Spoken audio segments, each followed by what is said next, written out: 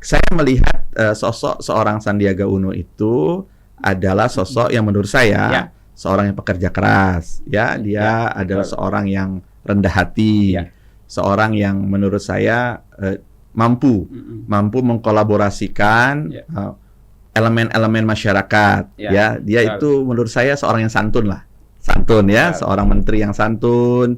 Terus dia terbuka, open mind, kolaboratif, ya. Betul. Yang memang dia sudah selesai dengan segala permasalahan.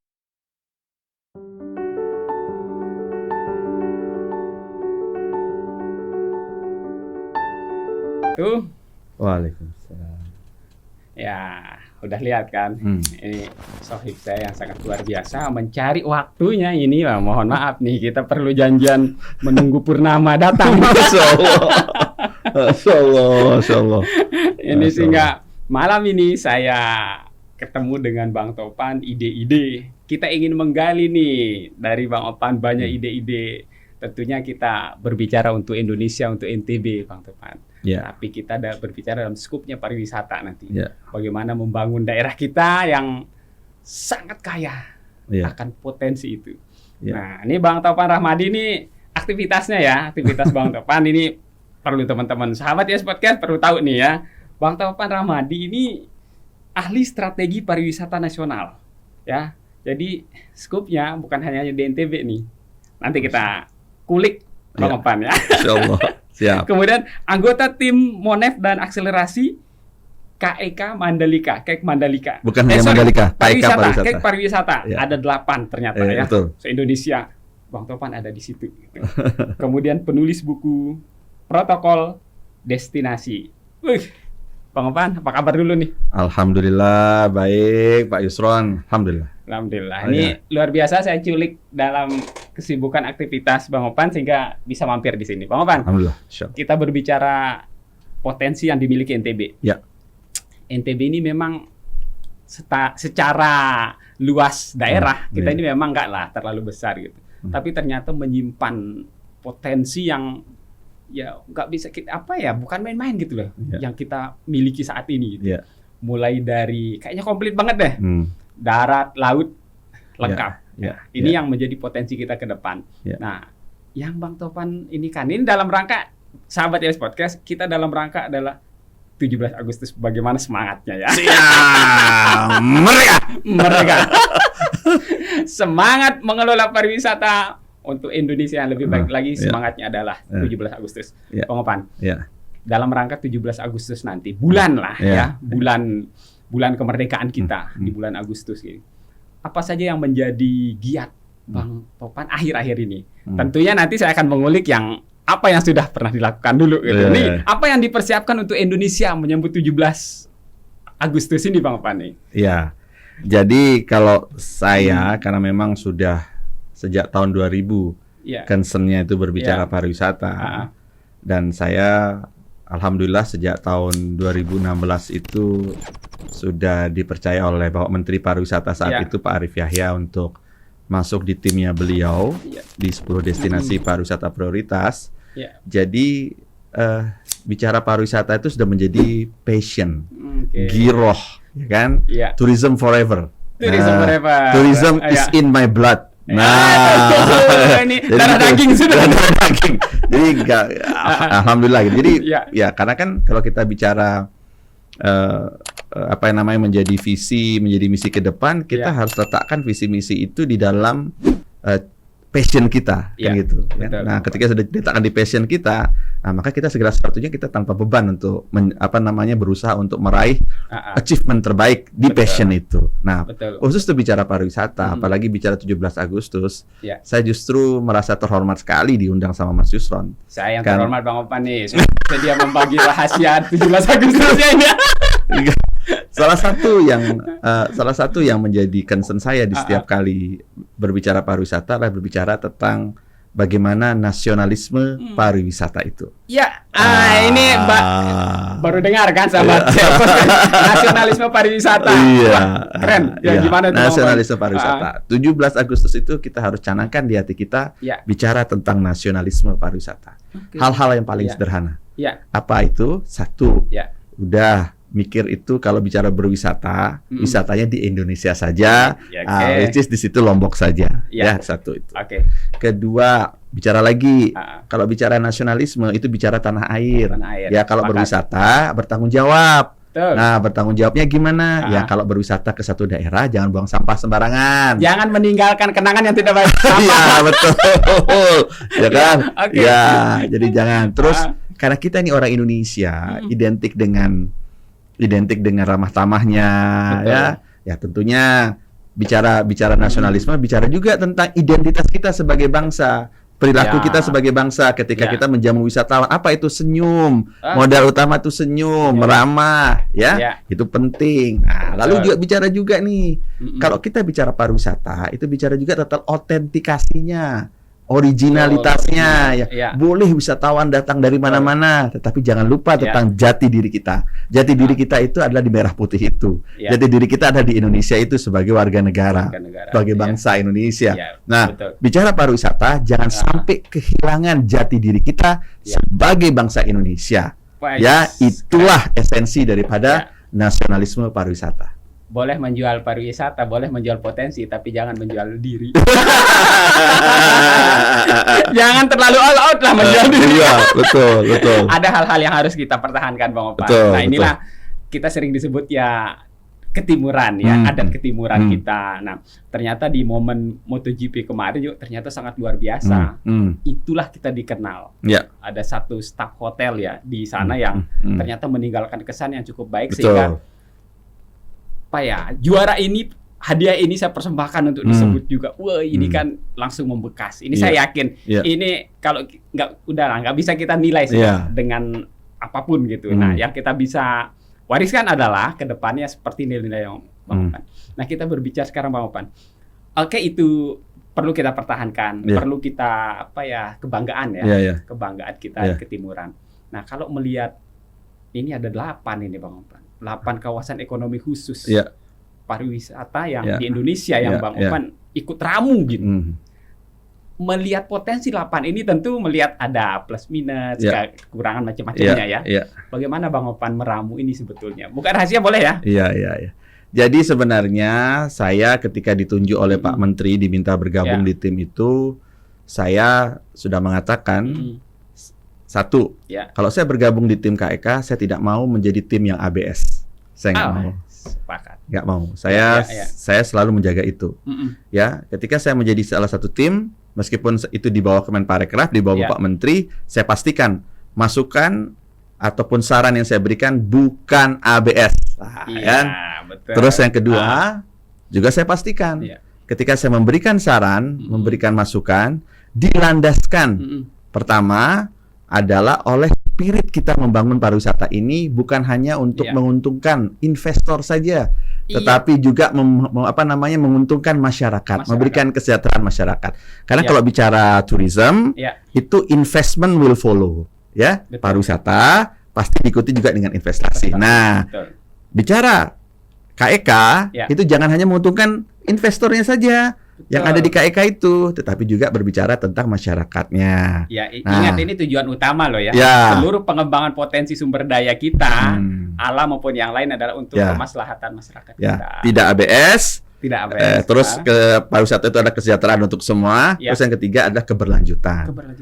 Itu dong harus. KEK itu dibangun dengan konsep yang berkeberlanjutan, memperhatikan kelestariannya. Ini yang menjadi hal yang saya tekankan kepada Pak Menteri pada saat itu di dalam kita berdiskusi terkait pariwisata dan kita berjalan. Nah 8 KEK ini menurut saya di dalam kita selalu melakukan meeting reguler dengan kawan-kawan. Nah, salah satu yang menjadi concern saya terkait tim KEK ini, KEK ini harus bisa menjadi epicentrum kebangkitan pariwisata Indonesia.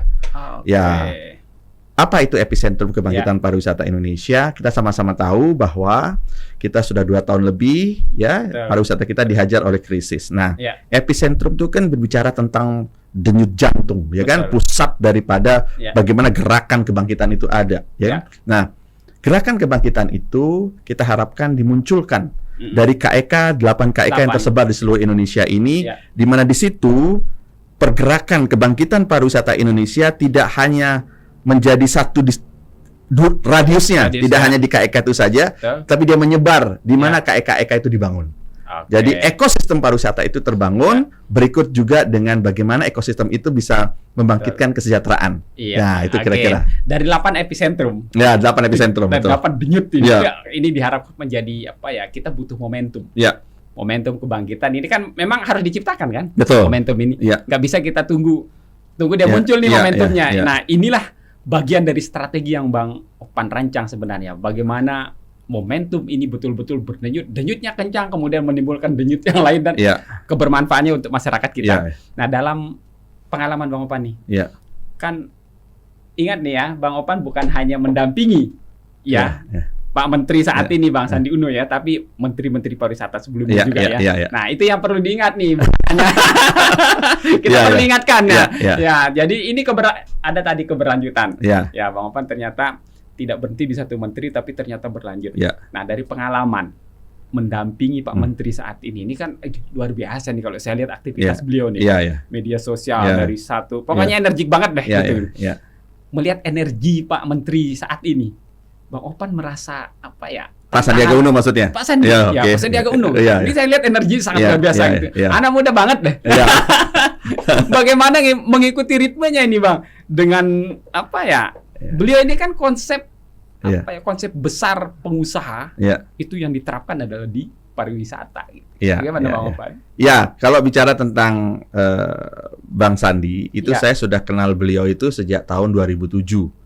2007. Jadi praktis sejak zaman beliau menjadi ketua umum Himpunan Pengusaha Muda Indonesia. Beliau menjadi ketua dan kebetulan pada saat itu saya menjadi sekretaris umum HIPMI NTB. Dari situlah mulai kami saya membangun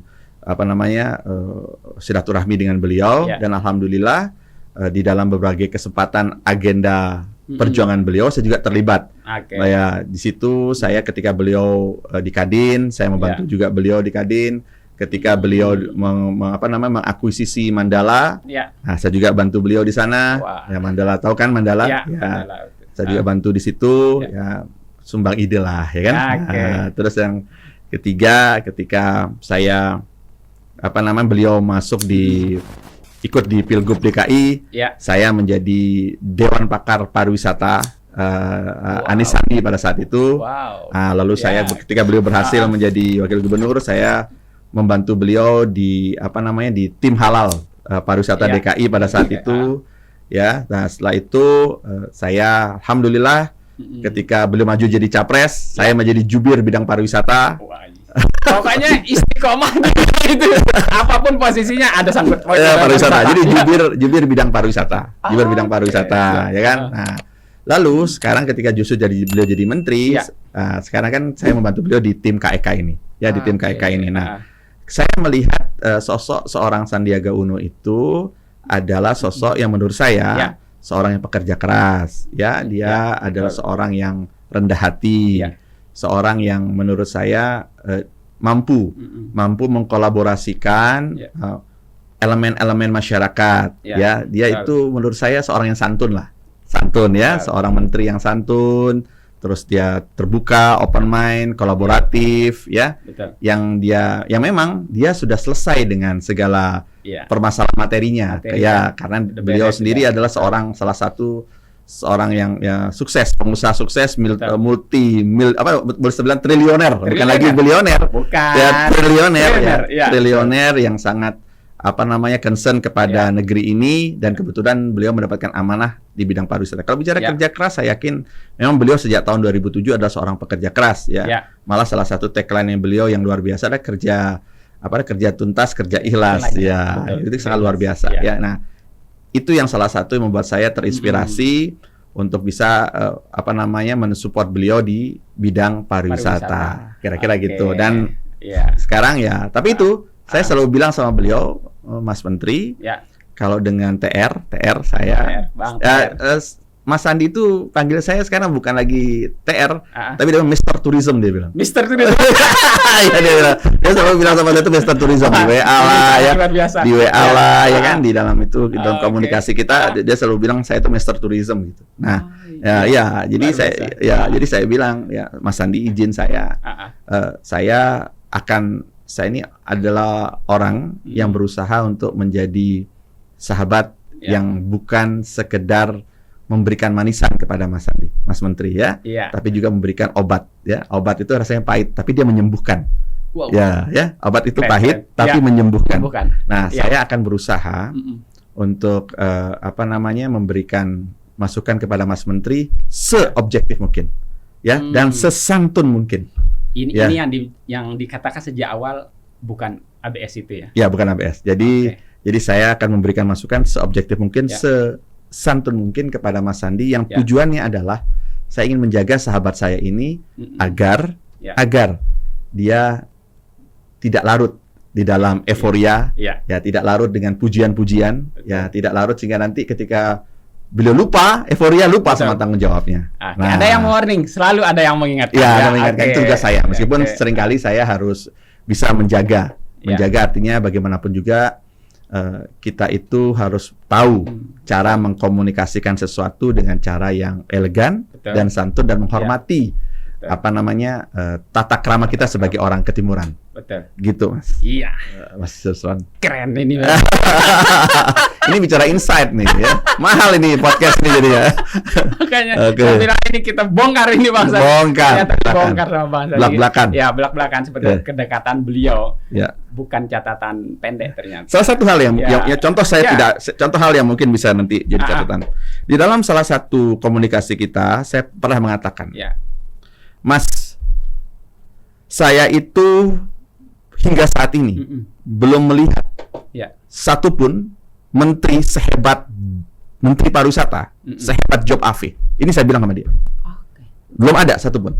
Jarang orang yang berani seperti itu. Tidak ada. Nah, betul. Mas, saya pernah duduk di lantai 16 di kantor Geraha Sabta Pesona di Kementerian Pariwisata itu.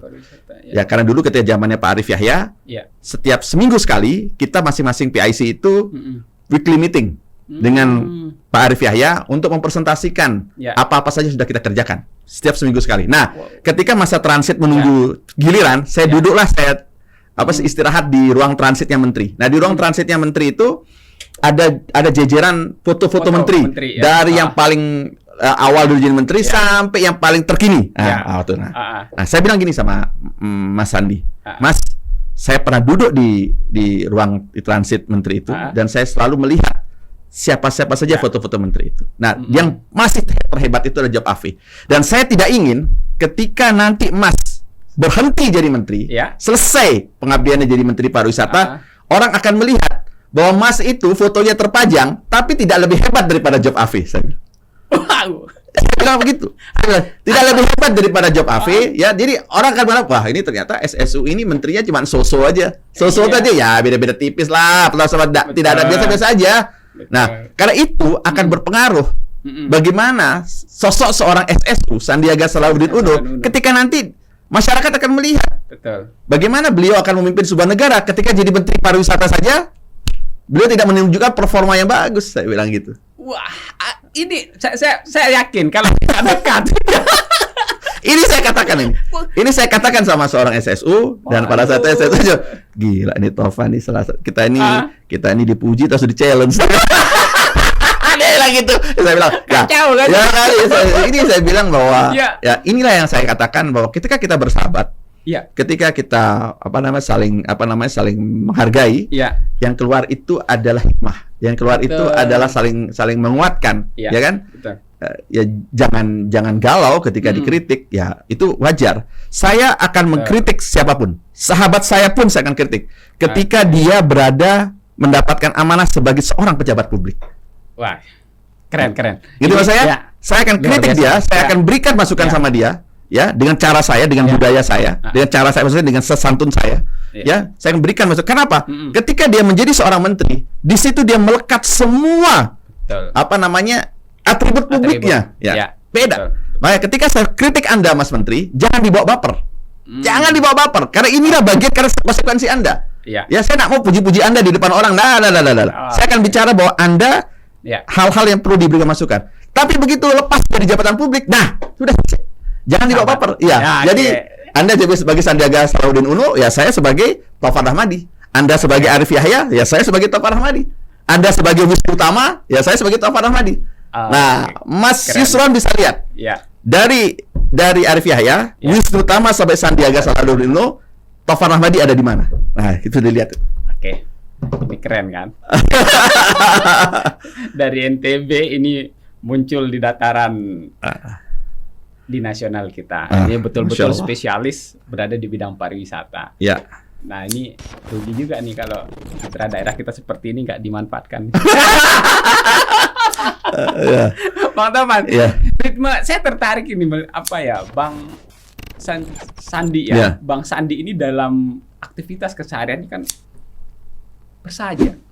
Dia selesai sudah dengan dengan kemewahan, dengan apa dia sudah tamat sudah, nggak perlu ngurus yang itu lagi gitu.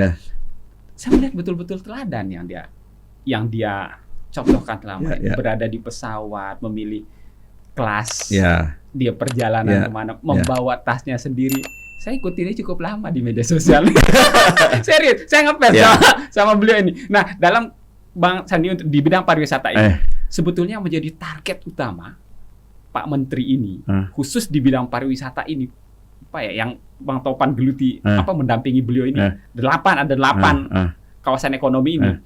Goal yang ingin sampai 2024 selesainya Pak Jokowi ini sebetulnya apa yang ini menurut pandangan saya itu targetnya Pak Menteri? Bang Taufan. Saya. Dulu, Jadi kalau kayak gini pertanyaannya harusnya sama Pak Menteri biar jawabnya kan. Kalau dari saya, harapan saya sebagai insan pariwisata, kira-kira begitu ya. Baik. 8 KK ini harus memastikan keadilan. Keadilan. Jadi keadilan apa? Keadilan bagi semua ekosistem pariwisata. Karena bicara satu hal, bisnis pariwisata itu bicara juga ekosistem. Dia tidak bisa terpisah. Dia harus berkaitan. Betul. Nah, oleh karena itu, bicara keadilan itu harus dimulai dari apa? Daripada kebijakan yang kuat. Nah, kebijakan yang kuat itu harus ada berbicara tentang PDKT. PDKT. PDKT. Ini policy apa itu? Pertama, polisinya sendiri. Kebijakan itu berpihak kepada masyarakat. Betul. Pastikan bahwa kebijakan pariwisata itu referensinya kuat. Nah, salah satu referensi yang bisa menjadi pijakan adalah Global Code Ethic for Tourism. GCET. GCET itu Global Code of Ethic for Tourism. Itu oleh UNWTO. Di mana secara highlight-nya ada 3K. Nah, ini ada 3K ya. Bongkar rahasia di 3K.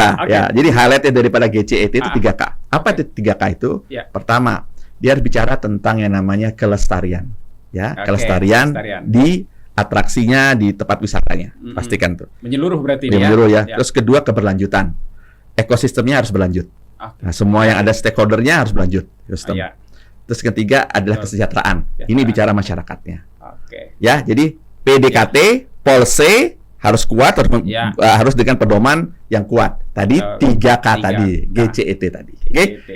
Destinasi. Di destinasi ini dia harus bisa apa? Dia bisa menunjukkan bahwa apa yang menjadi daya tarik itu harus dia sesuai dengan khazanah jati diri yang ada di sana. Atraksi budayanya, terus bicara aksesibilitasnya, bicara tentang bagaimana pelayanan amenitasnya di sana, bicara tentang aktivitinya, bicara tentang ambience-nya, bicara tentang attitude-nya. Itu harus benar-benar tuh, semua komprehensif di destinasi itu. Betul. Kita punya tempat indah, tapi ketika attitude orang-orang yang tidak, betul. Yang nauzubillah min zalik, misalnya terjadi ada pembegalan segala macam, nah itu sudah pasti. Ada sampah di mana-mana, sudah pasti. Itu akan menjadi hal yang negatif bagi destinasi. Betul. Nah, terus kayak itu komunikasi, kolaborasi, di situ ada semua, di mana di situ semua stakeholder pariwisata diajak duduk bersama. Setiap kebijakan ajak duduk bersama. Jangan cuman satu pihak saja. Ajak semua duduk sama-sama, semua stakeholder diajak semuanya. Paling tidak ABCGM. ABCGM itu akademisi, B-nya bisnis, C-nya community, G-nya itu government, M-nya itu media. Ajak tuh sama-sama bicara. Ya. Nah, sudah bicara PDKT. Nah, T itu targetnya apa? Kebijakan itu targetnya apa? Ya. Bagaimana konsep wisatawan? Targetnya peningkatan SDM. Wisatawan mancanegara, wisatawan domestik, ya kan? Nah, itu harus dilakukan. Nah, kalau PDKT ini sudah kuat, kebijakan ini ruhnya di situ, maka apa yang menjadi ruh, epicentrum 8 KEK pariwisata itu bisa diselenggarakan dengan baik gitu. Wow, ini betul-betul mendapat semua. Jadi, waduh, mudah-mudahan cocok ya. Sangat cocok. Ini kita bongkar Bang Opan ternyata wah pantaslah sekian menteri pariwisata itu nggak mau lepas dari Bang. Masya Allah. Ini luar biasa ini Mas. Sekian menteri ini ya Bang Opan dampingi kan. Masya Allah. Ada 3. Alhamdulillah. Ada 3 yang sudah ini. Ya memang kita semua memiliki kelebihan masing-masing. Semua memiliki ciri khas